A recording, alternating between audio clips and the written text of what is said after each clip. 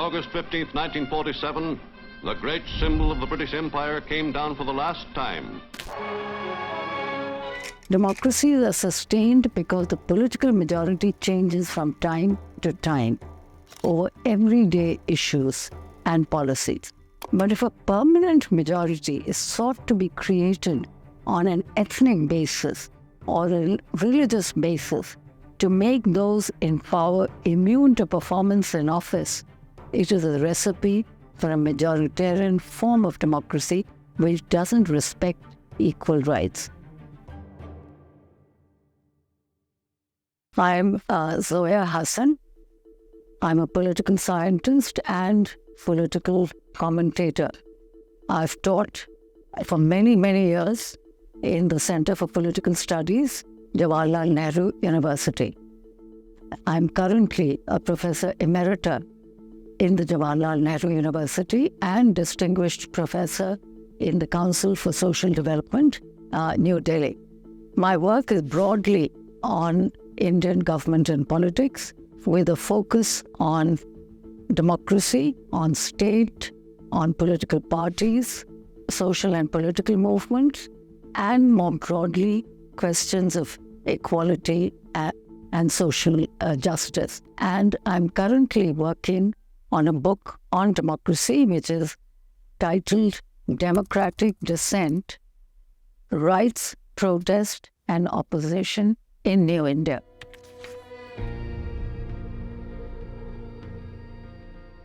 The 75th anniversary of Indian independence is a landmark event in the history of our democracy. India introduced a full-fledged democracy in a multi-religious, hierarchical society traumatized by partition and the horrendous violence surrounding it. As the largest democracy in the non-Western world, India is clearly a remarkable success story. It is one of the few countries in the post-colonial world or in the non-Western world that took up the challenge of building an inclusive democracy, not just a formal democracy, but an inclusive democracy in a diverse, multilingual, multi-religious society. Now, establishing democracy in a society characterized by diversity on the one hand and extreme social inequality and caste hierarchy on the other was a big challenge, a bold experiment, perhaps the most significant in any post-colonial society of multiple faiths, languages, and regional cultures. Historically, India's democracy worked well precisely because no single culture or language or religion or identity was central to its national identity or national unity. India's democracy then has been supported by a political structure that emphasizes equal rights for all and protects liberties of religion and free speech for everyone. But sadly, India has changed politically, socially, and economically. And it has changed very dramatically in the last few years.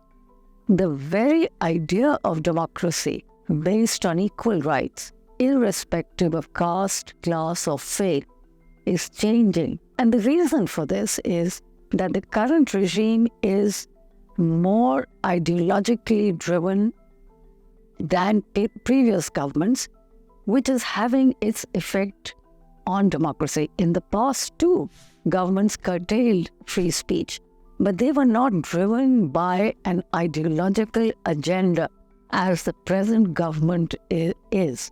And that is having a serious impact on the functioning of democracy, on the structures of democracy, on the very architecture of democracy. Now, this ideology that I just mentioned, dominated by ideas of ethnic nationalism or religious nationalism, this regime wants to turn India into a majoritarian nation-state.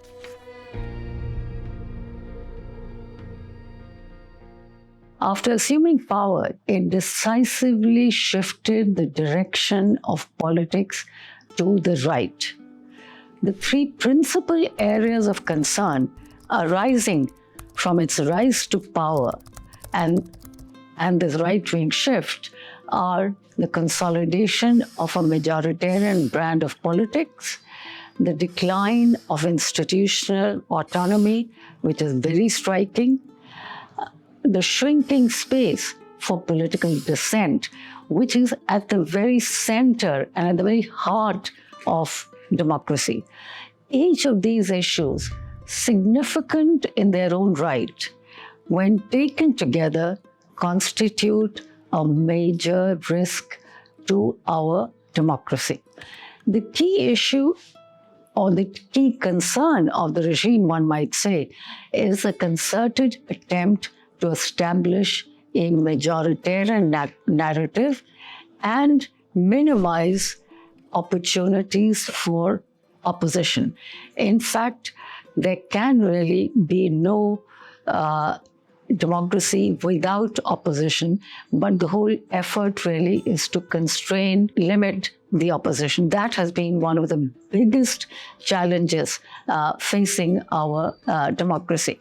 So apart from minimizing opportunities for opposition, the regime also seeks to polarize society on communal lines on the one hand, and on the other, seeking to control dissent. Since its re-election in 2019, the BJP, the ruling party, pushed its political agenda with much greater vigor and determination. The party's top leadership interpreted the back-to-back victories in 2014 and in the 2019 Lok Sabha elections as a popular consent and popular support for its political project to establish a majoritarian state driven by the interests of the religious majority. Now, this project has worked via a process of consolidation of majoritarian dominance through authoritarian means. And the point is that the two, that is majoritarianism and authoritarianism, go hand in hand. Now, things moved fast from 2019 as the government moved swiftly to reshape India's secular republic to match its vision of India as a Hindu-centric powerhouse, as a Hindu-centric powerhouse that had emerged on the world stage as a major power. और इसलिए जब आपने पूछा है howdy Modi, तो मेरा तो मन कहता है उसका जवाब यही है, भारत में सब अच्छा है. The breathtaking advance of majoritarian politics was apparent in three major developments. The government began with the abrogation of Article 370 and 35A of the Constitution, which defined and protected the status of Jammu and Kashmir. Number two, the citizenship provisions in independent India had avoided any communal or religious identification, adopting a birth-based rather than descent-based model of citizenship. This has changed after the enactment of the Citizenship Amendment Act in 2019. For the ruling party, however, it was the culmination of a long overdue project which envisioned India to be the natural abode for all Hindus. It runs contrary to the inclusive idea of India, which had enshrined equal citizenship with no religious distinctions. The third significant development related to the Supreme Court's verdict, which pronounced that the disputed land in Ayodhya would go to a government-monitored trust to build a temple, a Ram temple, and Muslims would receive a separate 5-acre plot of land in the city to build a mosque. The apex court thus ensured that a temple would be built on the land where the mosque once stood, which by the court's own admission was illegally demolished. The greater significance of the judgment lies in the tacit endorsement of majoritarian politics by the highest court. Although institutions always had to negotiate with political rulers, and there have been periods in India's past when things came to a flashpoint, as during the emergency, but never before institutions have had to function for political ends to the extent when there is no formal declaration of emergency, which is why a number of critics argue that the present period is an undeclared emergency.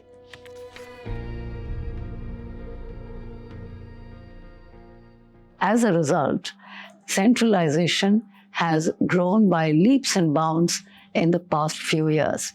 The common thread running through this process is centralization and top-down control of political institutions.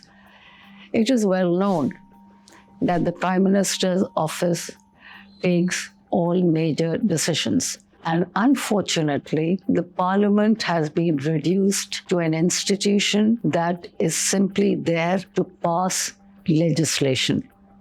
This process began with the abandonment of any meaningful discussion in Parliament, thus undermining its significance. Between 2014 and 2019, Parliament scrutinized 26% of bills, down from 60% and 71% in two previous parliaments.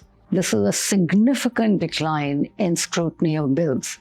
The number has been further reduced since May 2019. To give just one example, the manner in which farm bills were introduced and rushed through in October 2020 without debate and by voice vote is an indication of the serious decline of Parliament. The erosion of the autonomy of the Election Commission of India is part of the same story of declining autonomy of major institutions. Critics point out that breaches, for instance, in the Model Code of Conduct haven't been dealt with impartially and firmly, thus giving a fillip to the process of majoritarian politics and majoritarian dominance.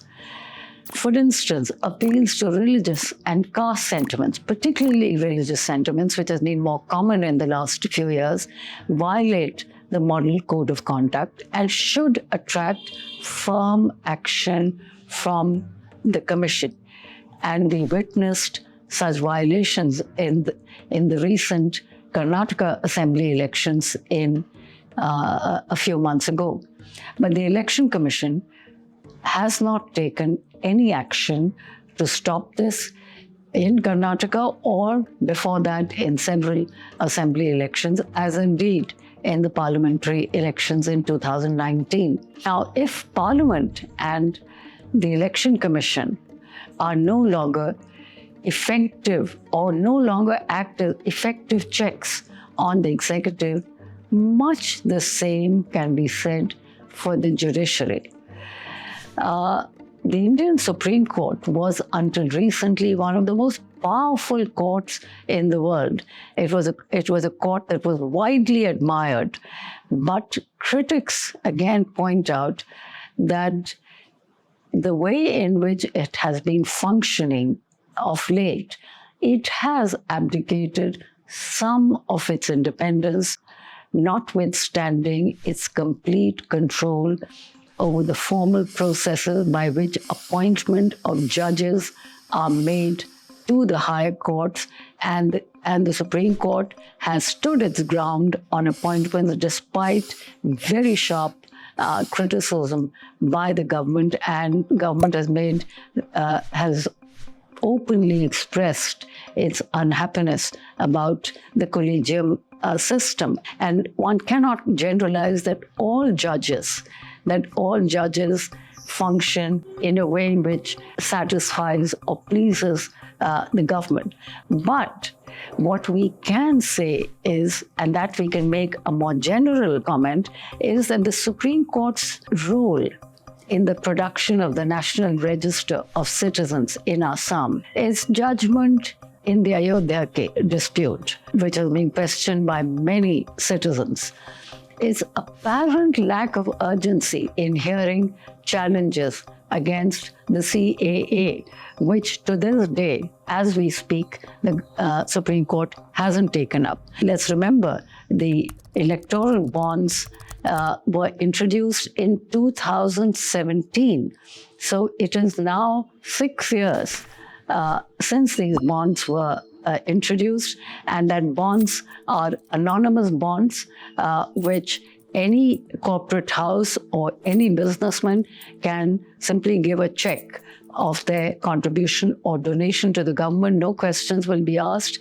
Now, the interesting thing is that 90% of the electoral bond money has gone to the ruling party, which itself raises serious questions about the fairness of the system of election finance. The lack of impartiality among institutions is a major factor contributing to this situation.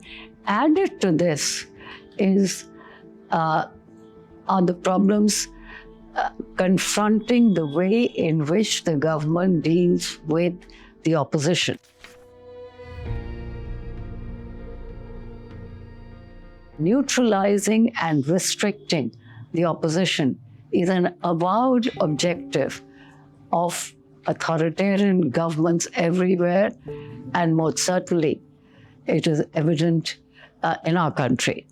The larger idea is to create a political state where there is minimal opposition, although we know that there can be no meaningful democracy without opposition, without dissent, without protest at the electoral level or in legislative forums or in ideological terms as well. The idea of creating an opposition-free democracy amounts to an attempt to build a one-party state in a multi-party democracy. This is anti-democratic, plain and simple. But the restrictions on dissent or on free speech and protest are just not limited to opposition parties. It extends to civil society as well. And one of the means that government has used to control or to limit or to restrain civil society is basically to restrict foreign funding. So FCRA is a very handy weapon that has been used by the government to rein in pesky critics. There is considerable evidence that the filing of sedition cases has become very recent, and there is a very significant increase. Now, neither FCRA nor sedition is something new, but the scale in both cases has increased very significantly since 2016, and one could say up to now. Likewise, there is a spike in cases under the UAPA, which is the Unlawful Activities Prevention Act. And it is well known that many of these cases remain unresolved. Many people who are arrested under these provisions are not able to get bail. So many committed human rights activists and defenders of human rights and critics of government policies or official policies have been held in preventive detention to stop them from organizing protests and so on. So all in all, there are various ways in which the democratic field is being restricted by the government. And unfortunately, the Indian media has not really taken up these issues. There is clearly a nexus between the government, corporate sector, and media. Never before has the media functioned in the way in which it is functioning in the service of power. The government often resorts to repressive tactics to stifle public protest. The most flagrant display of such tactics was witnessed in response to the protests against the Citizenship Amendment Act and even the farmers' protest, and most recently, women wrestlers who were on the streets for nearly 4 months to demand the arrest of the Wrestling Federation of India chief, who happens to be a ruling party MP.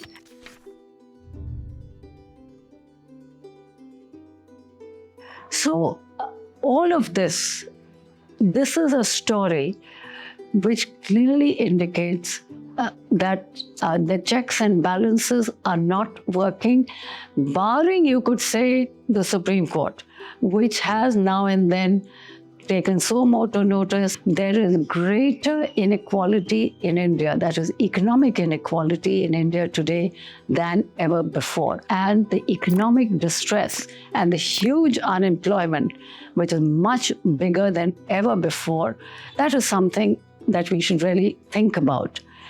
Because in India, the top 10% hold 57% of the national income, while the bottom 50% share is just 13%. So all in all then, the combination of majoritarian politics, which is evident from the abrogation of Article 370, the introduction of CA, the Ayodhya verdict. In addition to this, there is corporate domination of politics that has brought us to where we are today. So all in all, it's clear then that notwithstanding all the concerted effort that government has made to silence dissent, to silence criticism, Indians have not been silenced.